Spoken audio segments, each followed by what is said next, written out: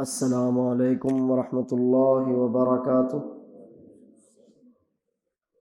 بسم اللہ الرحمن الرحیم، والحمد للہ رب العالمین، والصلاة والسلام علی رسول اللہ وعلی آلہ واصحابہ واتباعہ الی یوم الدین، اما بعد۔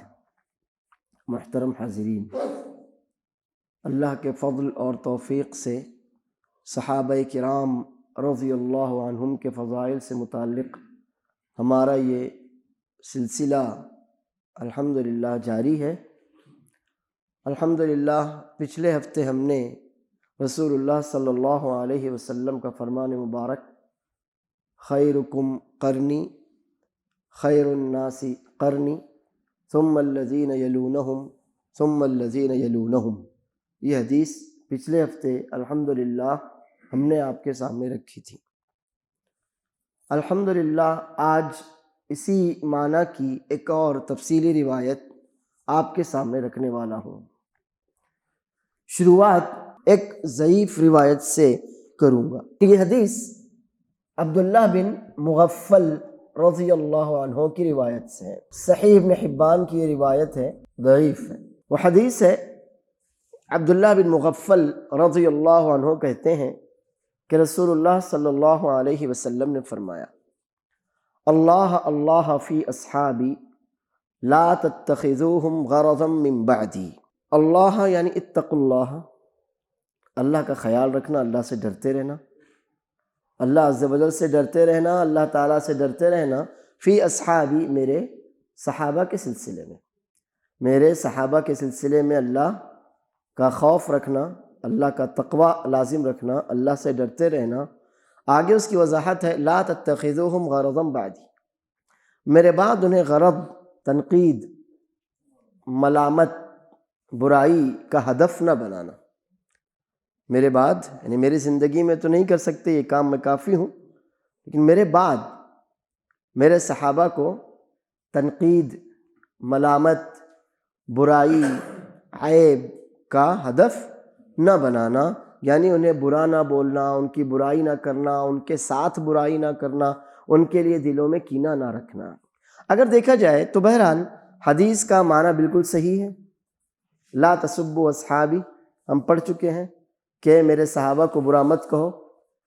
حدیث کا معنی بالکل صحیح ہے، اس سے الحمدللہ کوئی اختلاف نہیں، لیکن حدیث صرف اتنی ہی نہیں ہے، حدیث صرف اتنی ہی نہیں ہے، آگے اور الفاظ ہیں، فمن احبہم فبحبی احبہم، فمن احبہم فبحبی احبہم، اب اگر کوئی ان سے محبت کرتا ہے تو میری محبت کی وجہ سے ہی وہ ان سے محبت کرتا ہے، تو یعنی ان کی اگر محبت آپ کے دل میں ہے تو یہ اس بات کا ثبوت ہے کہ وہ مجھ سے محبت کرتا ہے۔ لیکن ومن ابغضہم، اگر کوئی کسی صحابی سے، صحابہ کرام سے بغض رکھتا ہے، دل میں کینہ ان کے لیے رکھتا ہے، فَبِبُغْضِي أَبْغَضَهُمْ، تو اس کا سیدھا سیدھا مطلب یہ ہوگا کہ مجھ سے اس کو نفرت ہے، اسی وجہ سے وہ میرے صحابہ سے نفرت کرتا ہے۔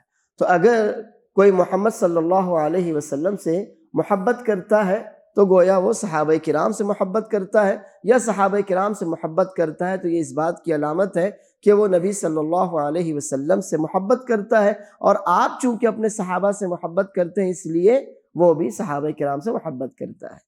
لیکن اگر کوئی صحابہ کرام سے بغض رکھتا ہے تو یہ اس بات کی دلیل ہوگی کہ وہ دراصل رسول اللہ صلی اللہ علیہ وسلم سے بغض رکھتا ہے، صحابہ کرام سے نفرت دراصل رسول اللہ صلی اللہ علیہ وسلم سے نفرت پر دلیل ہوگی۔ ومن آذاہم فقد آذانی ومن آذانی فقد آذى اللہ ومن آذى اللہ یوشک ان یأخذہ ومن آذاہم فقد آذانی، اور اگر کوئی صحابہ کرام کو تکلیف پہنچاتا ہے تو یقیناً اس نے مجھے تکلیف پہنچائی۔ صحابہ کرام کو تکلیف پہنچانے کا معنی یہ کہ آپ مجھے تکلیف پہنچا رہے ہیں۔ ومن آذانی فقد آذى اللہ، اور جو مجھے تکلیف پہنچائے گویا اس نے یقینی معنی میں اللہ کو تکلیف پہنچائی۔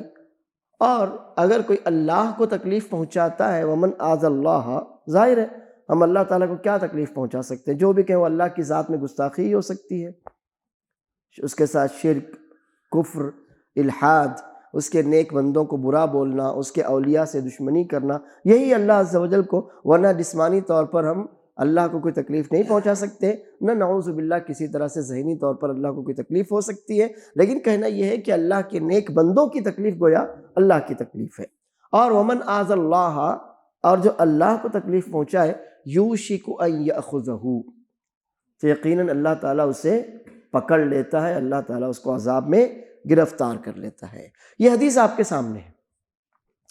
حدیث سنداً ضعیف، سند کے اعتبار سے یہ حدیث ضعیف ہے، لیکن آپ اس کے معنی پر غور کر سکتے ہیں۔ کم از کم جو پہلا ٹکڑا ہم نے لکھا ہے، اللہ اللہ فی اصحابی لا تتخذوہم غرضا بعدی، خاص طور پر اس ٹکڑے پر آپ ضرور غور کیجئے، کیونکہ یہ جو معنی ہے یہ اور بھی دوسری روایات سے یقیناً ثابت ہے کہ میرے صحابہ کے بارے میں اللہ سے ڈرتے رہنا، میرے بعد تم ان کو ملامت، برائی، تنقید کا نشانہ نہ بنانا۔ غرض کہتے ہیں نشانہ، جو ہم نشانہ لگاتے ہیں نا کسی چیز کو، اس کو کہتے ہیں غرض۔ تو میرے بعد تم صحابہ کرام کو اپنی برائی کا، ملامت کا، کسی بھی طرح کی تنقید کا نشانہ نہ بنانا، غرض نہ بنانا۔ تو بہرحال یہ جملہ معنوی اعتبار سے بالکل صحیح ہے، ورنہ اگر پوری حدیث اگر آپ کہیں تو یہ حدیث ضعیف ہے۔ اب حدیث یہ تو ضعیف ہے، لیکن اس معنی کی دوسری روایت جو میں انشاءاللہ بھی آپ کے سامنے رکھنے والا ہوں، وہ حدیث بالکل صحیح ہے، سنن ترمذی کی روایت ہے، اور علامہ البانی رحمہ اللہ نے اسے سنن ترمذی میں بھی اور سلسلۃ الاحادیث الصحیحہ میں بھی صحیح قرار دیا ہے۔ وہ حدیث عمر بن خطاب رضی اللہ عنہ کی روایت سے ہے، اور اس میں مزید کچھ باتیں اللہ نے چاہا تو ہمارے اور آپ کے سامنے آنے والی ہیں۔ حدیث سنن ترمذی کی ہے، راوی عمر بن خطاب رضی اللہ عنہ ہے۔ یہ حدیث شروع کے الفاظ میں دو طرح سے آئی ہے، اور اتفاق سے وہ دونوں ہی الفاظ بلکہ ایک تیسرا اور لفظ ہم آپ کے سامنے رکھ چکے ہیں۔ ایک لفظ ہے اوصیکم باصحابی، اور دوسرا لفظ ہے احسنوا الی اصحابی، میں تمہیں اپنے صحابہ کے ساتھ حسن معاملہ کرنے کی، خیر کرنے کی، بھلائی کرنے کی، ان سے محبت کرنے کی، ان کا حق سمجھنے کی، ان کی قدر جاننے کی، ان کا احترام کرنے کی، اور ان کے ساتھ جو کچھ خیر قول سے، لفظ سے، عقیدے سے، احترام سے، دل سے، جسم سے ہو سکتا ہے، تمام قسم کے خیر میرے صحابہ کے ساتھ کرنے کی تم کو وصیت کرتا ہوں، بمعنی حکم دیتا ہوں۔ تو ہم آئیے یہ جو روایت ہے سنن ترمذی کی، میں آپ کے سامنے پوری تفصیلی روایت رکھتا ہوں۔ اوصیکم باصحابی ثم الذین یلونہم، 1 2 3، کتنے زمانے ہوئے؟ 3۔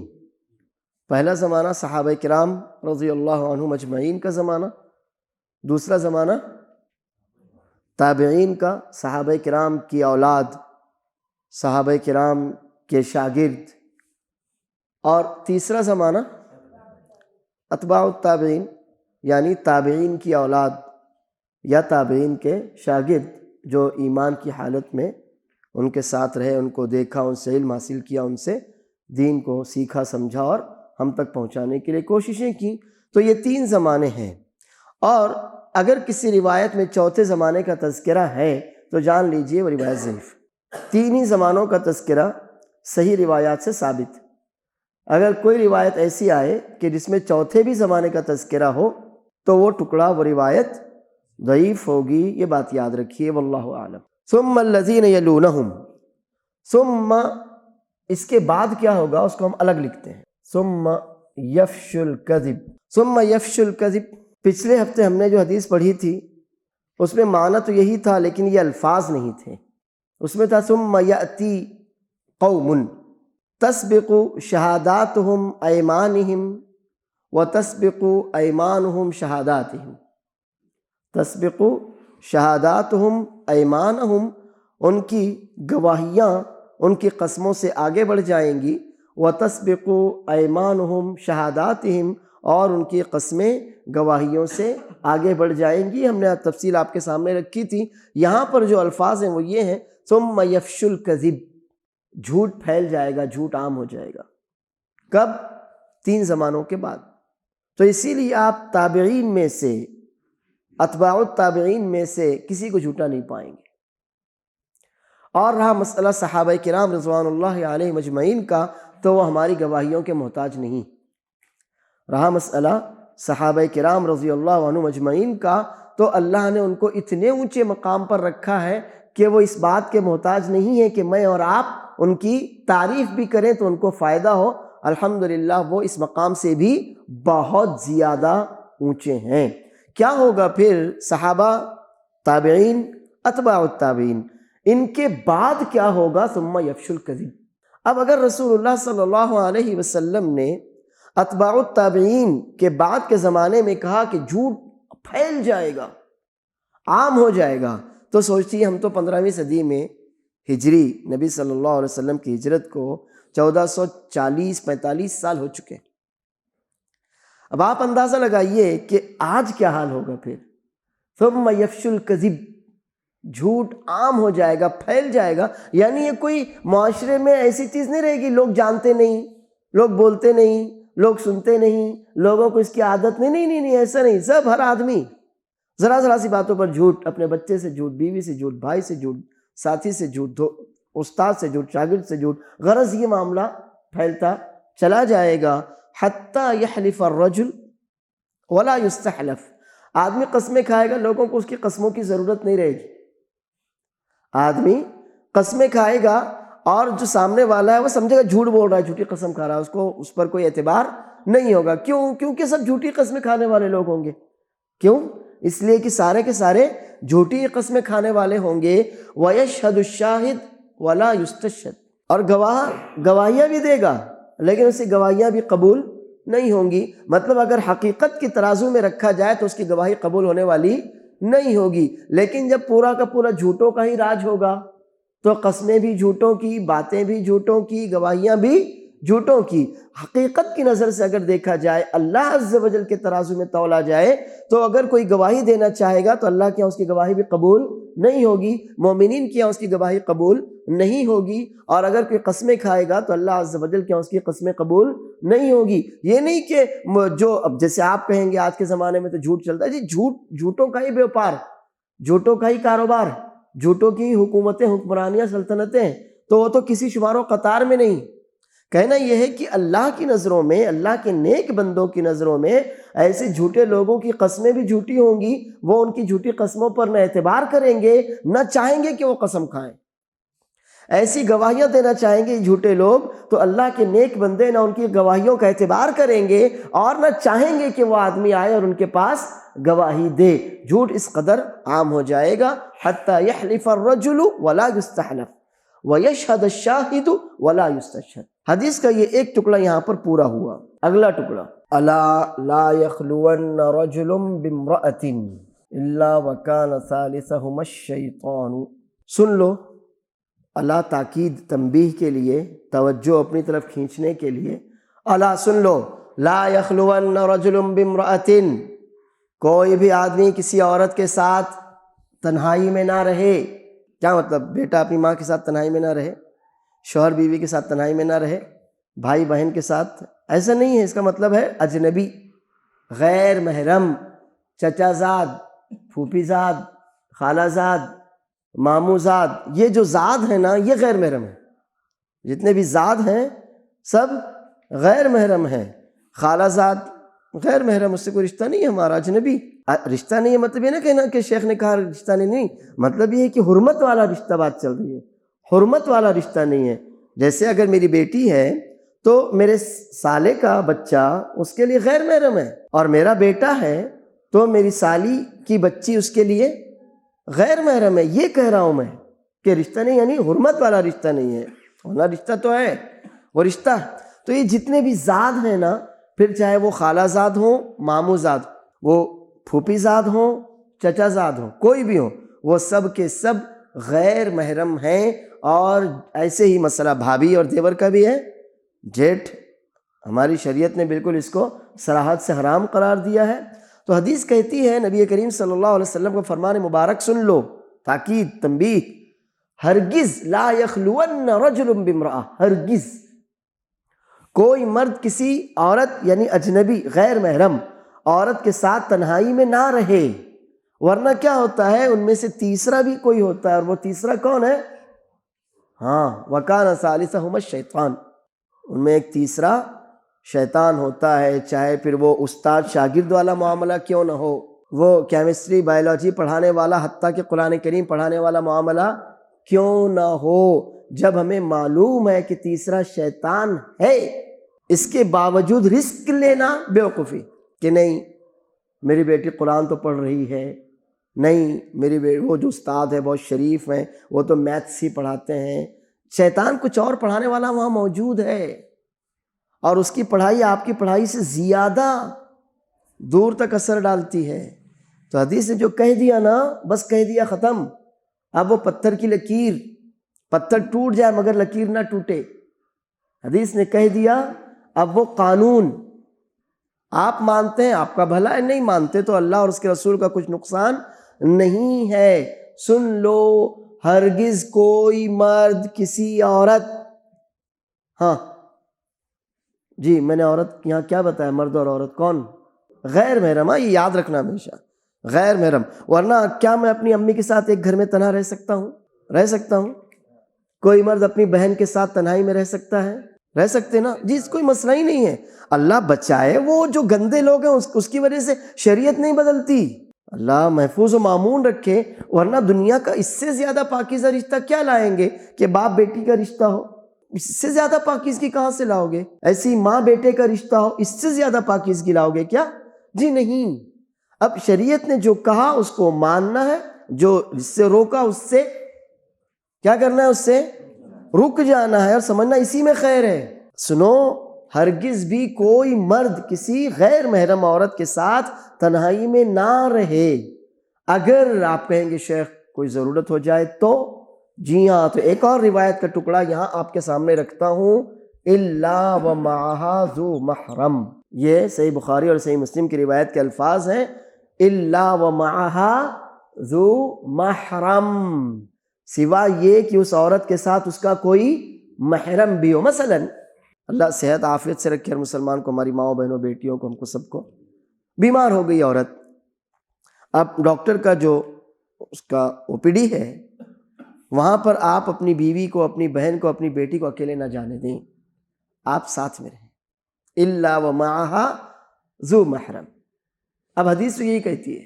اب آپ کیا عذر تلاش کرتے ہیں وہ آپ جانے بھائی، میں اس کا ذمہ دار نہیں ہوں۔ میں تو آپ سے یہی کہوں گا کہ حدیث یہ کہتی ہے کہ اگر آپ کی اہلیہ، آپ کی امی، آپ کی بیٹی، آپ جو بھی رشتہ دار ہے آپ کی، اگر وہ بیمار ہے، اللہ محفوظ رکھے، اگر وہ بیمار ہے اور ڈاکٹر او پی ڈی میں اندر چیک کر رہا ہے تو آپ کو وہاں موجود رہنا چاہیے، جبکہ وہ مرد ڈاکٹر ہے۔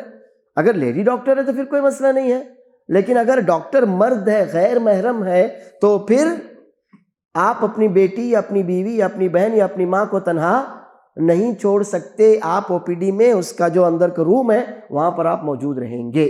اب اس کو کیسے مینیج کرنا ہے وہ آپ جانیں، اب اس کو مینیج کیسے کرنا ہے وہ آپ جانیں، یا اگر کوئی ایسا مسئلہ ہے کہ جس میں مرد نہیں رہ سکتا تو کم از کم کوئی اور عورت وہاں رہے، حفاظت کی گارنٹی دی جائے۔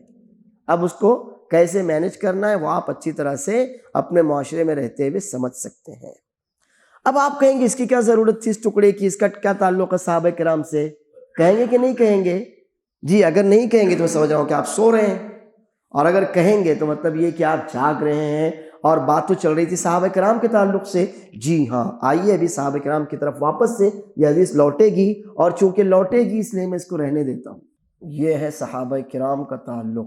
وَكَانَ ثَالِثَهُمَا الشَّيْطَانُ، ہو گیا تیسرا شیطان ہوتا ہے، وَهُوَ مَعَ الْوَاحِدِ، شیطان جو زیادہ تر برائیاں کروا سکتا ہے کس سے؟ جو ایک اکیلا آدمی ہو، ایک اکیلی عورت ہو۔ لیکن وَهُوَ مِنَ الْإِثْنَيْنِ أَبْعَدُ، اگر دو لوگ ہو جائیں، عورت کے ساتھ کوئی اور محرم بھی آ جائے یا کوئی اور تیسرا، مثلا بہت سی دفعہ شیئرنگ میں ہم لوگ جاتے ہیں، شیئرنگ رکشہ، شیئرنگ ٹیکسی، ہم لوگ سفر کرتے ہیں۔ اب اگر ایک اکیلا ٹیکسی ڈرائیور، رکشہ ڈرائیور ہو، ایک اکیلی عورت ہو، راستہ سنسان ہو، تو شیطان تو ہے نا ساتھ میں۔ لیکن اگر کوئی اور ایک اجنبی جو ان دونوں کا بھی اجنبی ہے وہ آ جائے تو پھر اب رکشہ ڈرائیور کوئی برائی آسانی کے ساتھ نہیں کر سکتا، اور اگر اس عورت کا کوئی محرم آ جائے تب تو ظاہر ہے وَهُوَ مِنَ الْإِثْنَيْنِ أَبْعَدُ۔ جتنی آسانی سے شیطان ایک بندے کو شکار بنا لیتا ہے نا، دو کو وہ اتنی آسانی سے شکار نہیں کر سکتا۔ فَعَلَيْكُمْ بِالْجَمَاعَةِ، کس کو لازم پکڑنا ہے؟ کون سی جماعت؟ ہاں کون سی جماعت؟ فعلیکم بالجماعت، مسلمانوں کی جماعت۔ کس کی جماعت؟ مسلمانوں کی جماعت۔ اور مسلمانوں کی جماعت یہ کوئی نئی جماعت نہیں ہے، یہ خیر الناس قرنی سے چلی آ رہی ہے۔ کہاں سے چلی آ رہی ہے؟ کہاں سے چلی آ رہی ہے؟ صحابہ کرام سے چلی آ رہی ہے۔ تو تم جماعت کو، اور جماعت کدھر ہے؟ جماعت کدھر ہے؟ جو صحابہ کرام کے منہج پر ہو۔ جماعت کدھر ہے؟ دیکھیے جماعت تو وہ جو ثابت ہے، جماعت وہ جو ثابت ہے، اپنی جگہ موجود ہے، محفوظ۔ اب جو کٹتے چلے گئے وہ ٹکڑے ہو گئے، وہ فرقے ہو گئے۔ جو جماعت کسے کہتے ہیں؟ جو اپنی جگہ، جیسے ابھی حافظ صاحب نے فجر کی نماز پڑھائی، اللہ برکت دے، ہے نا؟ اب ایک بندہ سلام پھیرنے کے بعد آیا تو کیا وہ جماعت کا حصہ ہے؟ نہیں نا۔ ایک بندے کا اللہ نہ کرے وضو ٹوٹ گیا، وضو کرنے گیا تب تک جماعت ختم ہو گئی، تو کیا وہ جماعت کا حصہ ہے؟ نہیں۔ تو جماعت جتنے لوگ اپنی اصل سے، اپنی بنیاد سے جڑے ہوئے وہ جماعت، جتنے لوگ اپنی اصل سے، اپنی بنیاد سے جڑے ہوئے ہیں وہ جماعت، اور جو کٹ گئے وہ، جی ہاں، وہ فرقہ۔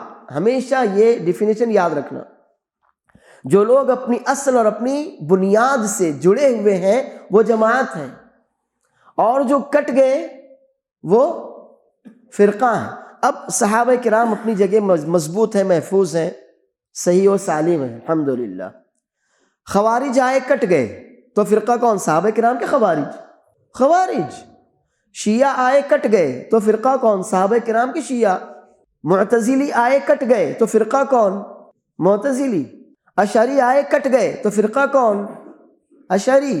سمجھ میں آ رہی ہے بات؟ رافضی آئے، کٹ گئے، تو فرقہ کون؟ ہم نہیں، ہم تو جڑے ہوئے نا اپنی بنیاد سے، ہم اپنی بنیاد سے، ہم اپنی اصل سے جڑے ہوئے ہیں، تو فرقہ ہم نہیں ہیں، ہم تو جماعت ہیں۔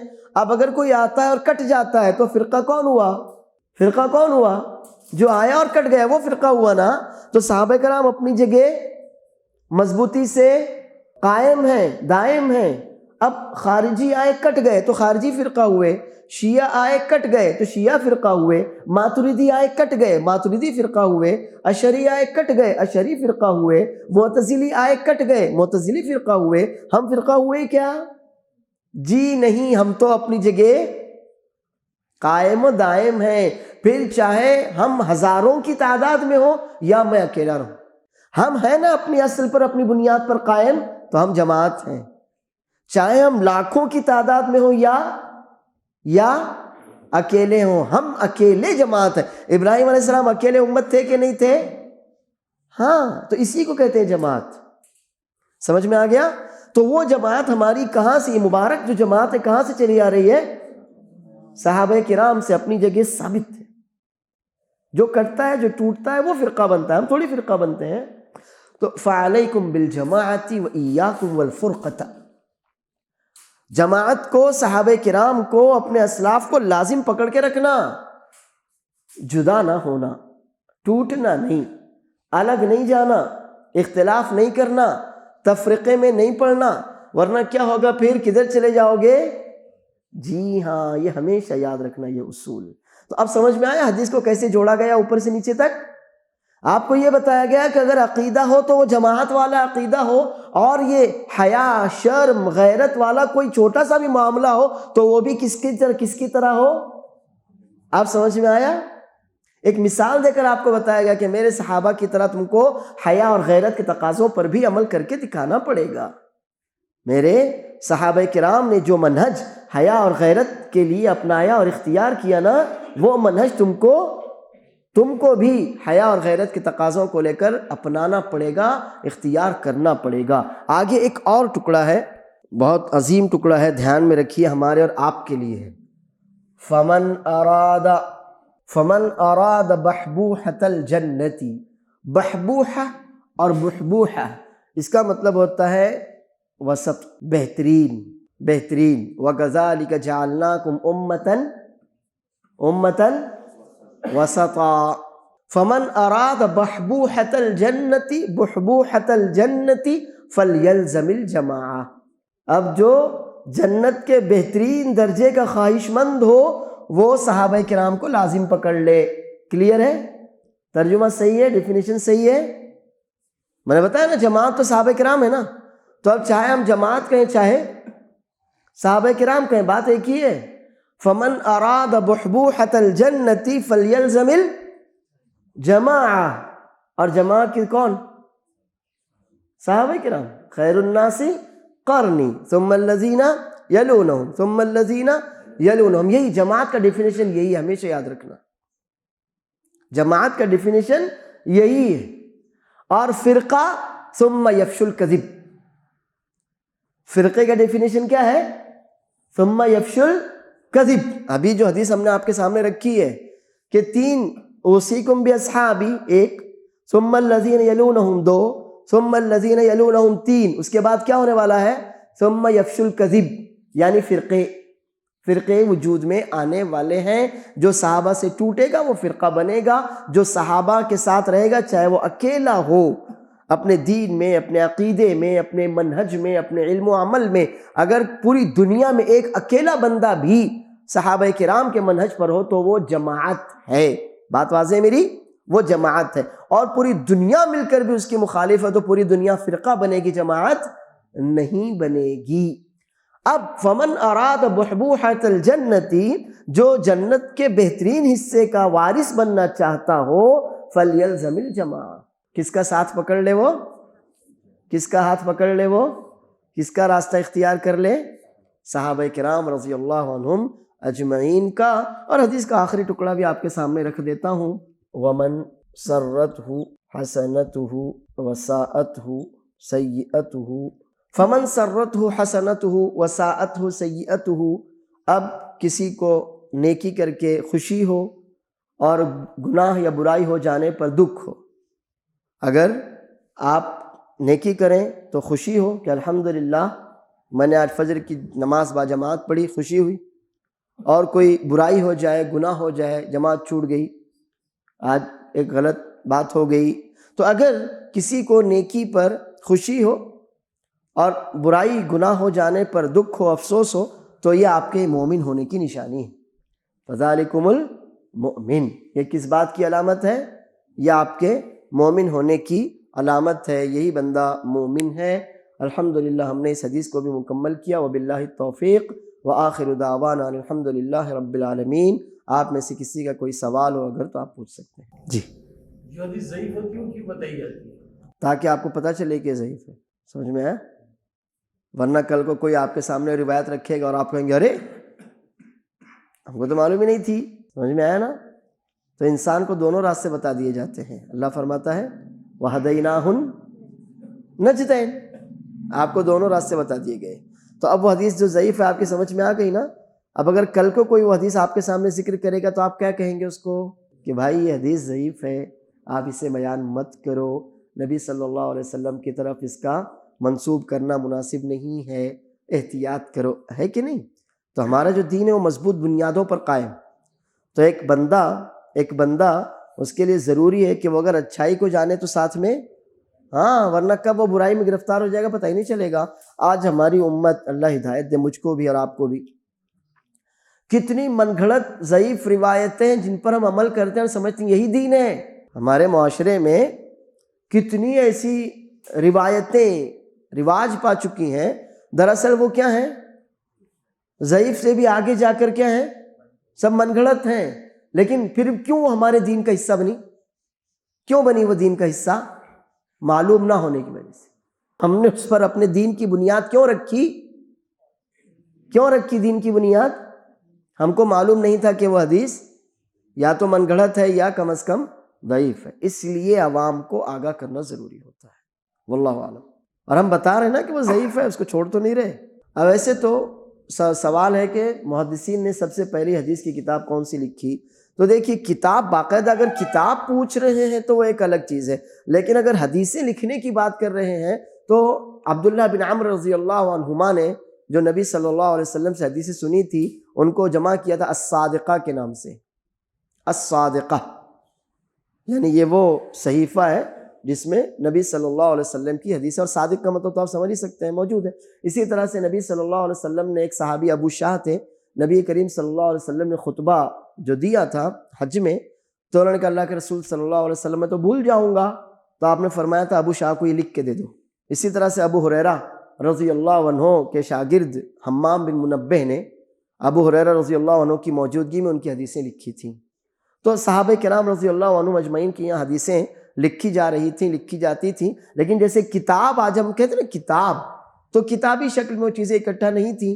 ان کی جو روایتیں انہوں نے نبی صلی اللہ علیہ وسلم نے سنی اس کو لکھ لیا، اپنے کسی استاد سے سنی ان کو لکھ لیا، چھوٹے چھوٹے پیمانے پر وہ شروعات یعنی حدیث کے لکھنے کی داغ بیل ڈالی جا چکی تھی یا بیج بویا جا چکا تھا۔ تو یہ تو صحابہ کرام کے زمانے سے ہے۔ ابن خزیمہ تو تیسری صدی بلکہ چوتھی صدی کے ہیں۔ ابن خزیمہ جن کی کتاب ہے صحیح ابن خزیمہ، ابو بکر محمد بن اسحاق بن خزیمہ، جی نہیں، وہ تیسری صدی کے ہیں۔ تو اس کو صحیح بولتے تو وہ صحیح حدیث ہی ہے اس کے اندر، صحیح ابن خزیمہ، صحیح ابن خزیمہ، صحیح حاکم، صحیح ابن حبان۔ تو مصنفین نے اپنی ان کتابوں کا نام صحیح رکھا ہے، اور بھی کتابیں ہیں لیکن ان میں ضعیف روایات بھی ہیں۔ بات دوسری طرف چلی جائے گی، جو ٹاپک ہے زیادہ بہتر ہوتا ہے، سب کو زیادہ فائدہ ہوتا ہے۔ اب سوال یہ ہے کہ حج اور عمرے کے لیے جو بلا محرم کی اجازت ملی ہے اس کا کیا؟ تو اس کا تو وہ خود سمجھے جو جا رہے ہیں، ہم تو کہتے ہیں بھائی اب وہ خود سمجھیں۔ اب میں نے آپ سے کہا کہ بھائی آنکھیں بند کر کے گاڑی مت چلاؤ، اب گورنمنٹ کہتی ہے آپ چلا سکتے ہیں، تو اب آپ جانیں۔ اب کلیئر ہے کہ عورت کے لیے محرم ضروری ہے، اور حج کے لیے ضروری نہیں ہے، سفر کے لیے ضروری ہے۔ اگر مکے میں رہنے والی کوئی عورت ہے تو وہ تو ویسے ہی جا کے عمرہ کر لے، حج کر لے، مسئلہ ہی نہیں ہے۔ مگر یہ بھی آپ دیکھیے، ایک بات دھیان دیجیے، عائشہ رضی اللہ عنہا حجۃ الوداع میں نبی کریم صلی اللہ علیہ وسلم کے ساتھ تھیں، تمام ازواج مطہرات تھیں، 9 سب کی سب تھیں۔ ان میں سے عائشہ رضی اللہ عنہا کا مسئلہ ہو گیا۔ کیا مسئلہ ہو گیا آپ کو معلوم ہے؟ وہ جو مسئلہ عورتوں کو پیش آ جاتا ہے نا، وہی ہوا نا، تو وہ عمرہ نہیں کر سکیں، وہ عمرہ نہیں کر سکیں۔ حج تمتع میں پہلے عمرہ کرتے نا، تو وہ عمرہ نہیں کر سکیں۔ اب جب حج ہو گیا تو کہنے لگی اللہ کے رسول صلی اللہ علیہ وسلم، میری جتنی بھی اور سہیلیاں ہیں بیمانہ سوکن ہیں، وہ سب تو عمرہ اور حج کر کے جا رہی ہیں اور میں صرف حج کر کے جا رہی ہوں، تو آپ مجھے عمرہ کروا دیجئے۔ تو رسول اللہ صلی اللہ علیہ وسلم چاہتے تھے، کہتے جاؤ کر کے آ جاؤ، مکے میں ہی تھے نا، مینا میں ہی ٹھہرے ہوئے تھے نا، لیکن آپ نے اکیلی عائشہ سے نہیں کہا، آپ نے کس سے کہا؟ عائشہ کے بڑے بھائی عبد الرحمن، عائشہ رضی اللہ عنہ کے بڑے بھائی عبد الرحمن بن ابو بکر سے کہا عبد الرحمن جاؤ انہیں تنعیم لے جاؤ، وہاں سے یہ تنعیم جو مسجد عائشہ، انہیں تنعیم لے جاؤ، مسجد عائشہ جہاں آج بنی ہے، وہاں سے یہ احرام باندھے گی اور عمرہ کرا کے لاؤ۔ تو دیکھیے وہاں کے وہاں مکہ، مینا سے مکہ وہیں تو ہے، پیدل واکنگ ڈسٹینس۔ لیکن اللہ کے رسول صلی اللہ علیہ وسلم نے عائشہ کو اکیلی بھیجا کیا؟ نہیں، کہا جاؤ عبد الرحمن اور انہیں تنعیم سے لے جا کر عمرہ کروا دو۔ تو اب آپ ہندوستان سے بھیج رہے ہیں اپنی بیوی کو، اپنی بہن کو، اپنی بیٹی کو، تو اب آپ خود ہی سمجھیں اس چیز کو۔ ہم نے آپ کے سامنے حدیث رکھ دی، احکامات رکھ دیے۔ واللہ نہیں، علماء کا فتویٰ نہیں۔ علماء نے تو خاص طور پر علماء حنابلہ ہوں یا علماء سلفیہ ہوں، انہوں نے کبھی بھی بغیر محرم کے سفر کی اجازت ہی نہیں دی۔ میں نے بتایا فرق ہے، حج کے لیے محرم نہیں چاہیے، اگر کوئی مکے کی عورت ہے تو وہ تو خود وہاں کے وہاں کر سکتی ہے، سفر کے لیے محرم چاہیے آپ کو، اور علماء نے کبھی بھی اس کی اجازت نہیں دی۔ اور یہ تو آپ جانتے ہی ہیں کہ ضروری نہیں ہے علماء کا ہر فتویٰ قبول ہی کیا جائے، واللہ اعلم۔ ہر آدمی اپنے دین کا خود ذمہ دار ہے۔ مجھے حدیث سمجھ میں آتی ہے نا، تو میں اپنی ماں، اپنی بہن، اپنی بیٹی، اپنی بیوی سے خود عمل کرواؤں۔ وہ کیا کر رہے ہیں وہ جانے، مجھے کیا کرنا ہے، اللہ مجھ سے میرے بارے میں، میری ماں، میری بہن، میری بیوی، میری بیٹی کے بارے میں اللہ مجھ سے پوچھے گا، تو میں اس کی پابندی کروں۔ واللہ ایک دن یا ایک رات کا ایسا کچھ ملتا گیا؟ ایک رات کا سفر ملتا، دیکھیے وہ تو یہ ہے کہ اس زمانے میں اس سے کم سفر ہوتا ہی نہیں تھا۔ نبی صلی اللہ علیہ وسلم کے زمانے میں سفر ایک دن یا ایک رات سے کم کا ہوتا ہی نہیں تھا۔ آج تو گھنٹے بھر میں آپ بمبئی پہنچ جاتے نا، تو بمبئی سفر ہے کہ نہیں ہے؟ تو سفر اصل ہے، چاہے وہ آدھے گھنٹے کا ہو بھائی۔ اب ایئرپلین سے اگر کوئی اورنگ آباد سے بمبئی جائے تو گھنٹے بھر میں پہنچ جاتا، یا کوئی اگر صبح سے شام تک، آپ کہیں گے حدیث میں تو ہے کہ ایک دن اور ایک رات کا سفر نہ کرے، میری بیوی تو صبح یہاں سے نکلتی ہے، دوپہر کو بمبئی پہنچتی ہے، دوپہر وہاں سے نکلتی رات پہنچ جاتی ہے، تو ہم کہہ رہے ہیں بھائی سفر ہے کہ نہیں ہے وہ، اور حدیث نے سفر سے منع کیا ہے، تو اب آپ کی مرضی ہے، آپ اور آپ کا رب، آپ اور آپ کا دین۔ ایک عالم آپ کو کیسے کہہ سکتا ہے کہ آپ جا سکتے ہیں؟ نہیں، وہ تو آپ کے سامنے حدیث رکھ دے گا اب اس کو کیسے، اس پر کیسے عمل کیا جائے وہ آپ جانیں۔ وباللہ التوفیق، وصلی اللہ وسلم وبارک علی نبینا محمد۔ اللہ نے چاہا تو اگلے ہفتے پھر ملاقات ہوگی۔ والسلام علیکم ورحمۃ اللہ وبرکاتہ۔